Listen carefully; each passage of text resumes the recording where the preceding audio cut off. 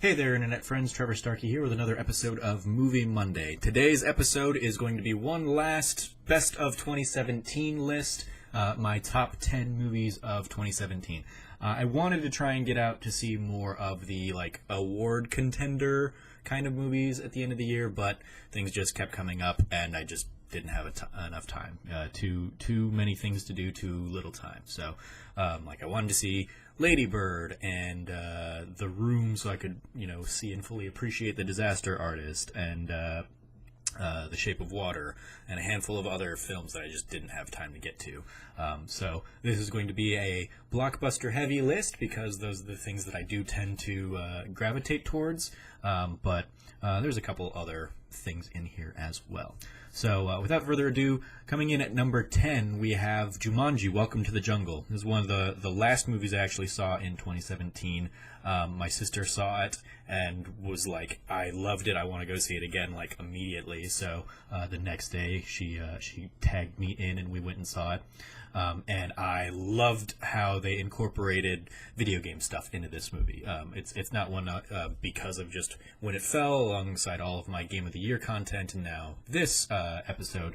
I don't know if I'll actually get around to a proper review of it, but it quickly shot up there among Scott Pilgrim as one of my very favorite, not really a video game movies, because it just nails so much, it mines so much humor from the video game space, including, I got a kick out of this, using the idea of tattoos to track how many lives they have left. Because a few weeks ago, let's see, a month and a half ago now probably, I basically pitched the exact same concept in my here's how you would make a Contra movie video, and so I got a kick out of that, and obviously not knowing that they were doing the exact same thing in Jumanji at the time. But ton of fun here, and yeah, just a very fun movie to wind out the year that was better than it had any right to be. Coming in at number 9, we have The Big Sick, which was a very beautiful film, and certainly among my list, probably the most awards contendery kind of movie. Incredible story, incredible performances. The way that this movie, managed to deftly jump the chasms of tonal differences in here from, being utterly devastating one moment to uproariously funny the next. The real life story here of Kumail Nanjiani and Emily Gordon and their unlikely romance and how it all kind of began for them is just a phenomenal film in its own right, and it was a very, very heartwarming kind of tale in a year that I think probably really needed it. Number 8, Thor Ragnarok. I definitely didn't think that Thor would be, among one of my favorite movies in the MCU, but here we are. You had, in fact, all three of the Marvel outings this year seemed like not necessarily riskier, but kind of risky in that you had Guardians of the Galaxy 2 was still taking that, completely off-the-wall characters that are still disconnected from everything else, and it was like a near 11th on my list, so they sadly missed the cut, but it's an ever-expanding cast of characters that aren't really tied into the rest of the Marvel Universe that we've dealt with yet. So that's still kind of an out-there idea. You had SpiderMan Homecoming as the third reboot in 15 years of the character, and then you had Thor, which was, I think a lot of people's probably least favorite of the Avengers. Not saying anything bad about Chris Hemsworth's performance, just him as the Asgardian thunder god, he isn't one of the most relatable characters. I'm still not a fan of how they so quickly kind of throw out so much of the Thor kind of world and characters and whatnot, but it still left me entertained, top to bottom, and eager to see where they go with the character next. Coming in at number 7, we have SpiderMan Homecoming. The Sam Raimi Spider-Man movies were good, but I never really liked Tobey Maguire as Spider-Man. The Andrew Garfield movies, I really liked him as Spidey, but they didn't really work as movies. And then, so finally we have here in Spider-Man Homecoming a perfect blend, for me at least, of Tom Holland as Spider-Man and a good Spider-Man world built around him. Incredible performance here from Michael Keaton, and despite having so many cooks in the kitchen here between Marvel and Sony, and trying to make everything kind of tie in, this works as a reboot of a well-worn character. It manages to work.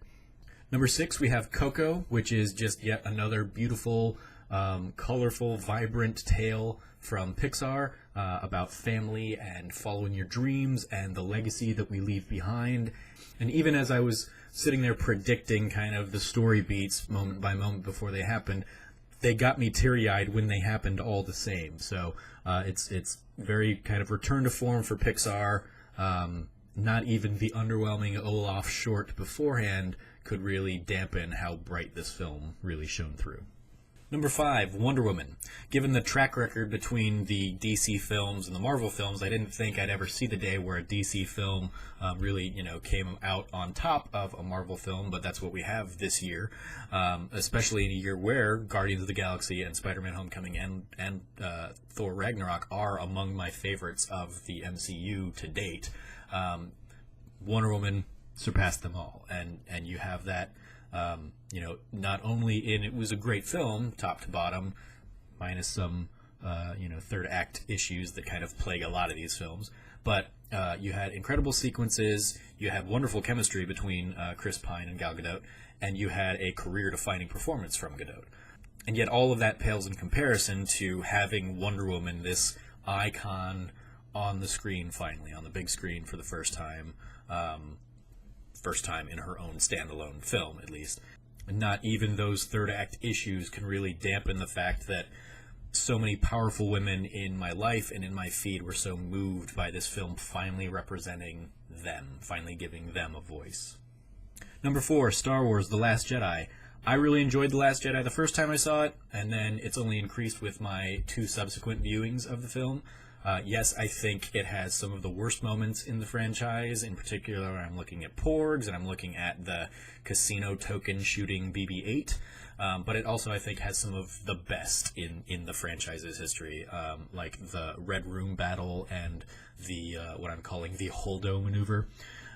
You have moments here that are paying off 40 years of storytelling, and the film is expanding the lore and world building of the Star Wars universe in film in a way that we haven't really gotten.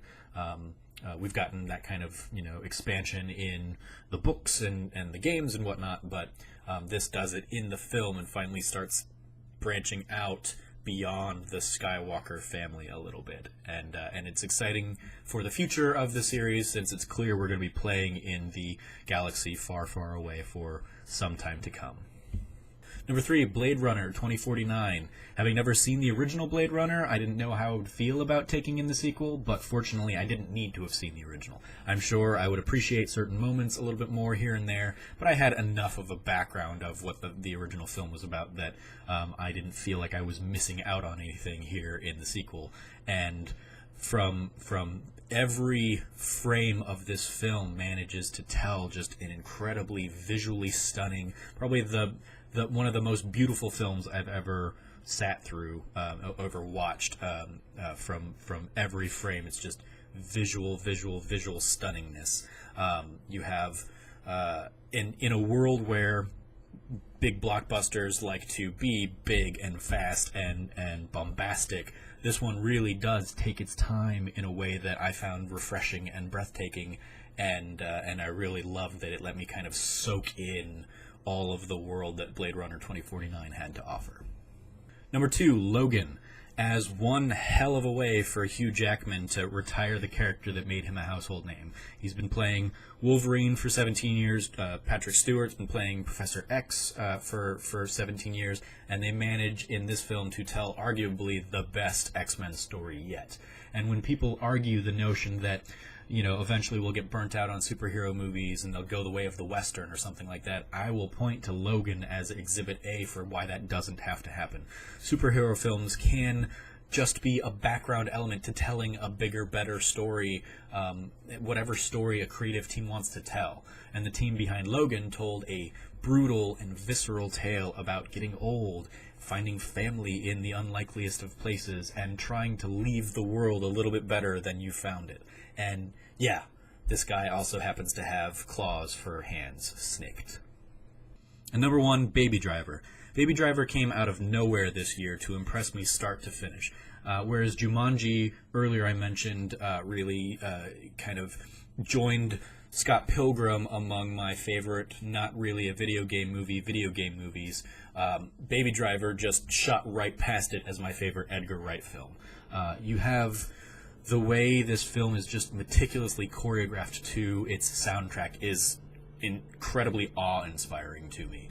James Gunn does music very well in his films, especially the Guardians movies, where he uses music to set the tone for a character or a scene. Edgar Wright goes above and beyond that and uses music as the heartbeat of his films. And when you add in flawless performances by Ansel Elgort, Lily James, John Hamm, Jamie Foxx, and yes, even Kevin Spacey, alongside everybody else in this film, you also have some of the best driving action scenes in recent memory. All of that combines to make my absolute favorite movie of 2017. So those are my top 10 films of 2017. You can read the full rundown of them over at trevortrove.com, the link in the description below. Let me know what some of yours are. As always, I've been your host, Trevor Starkey from Trevor Trove. You can follow me at SnarkyStarkey on Twitter. And until next time, from here at the Trove, treasure your friends.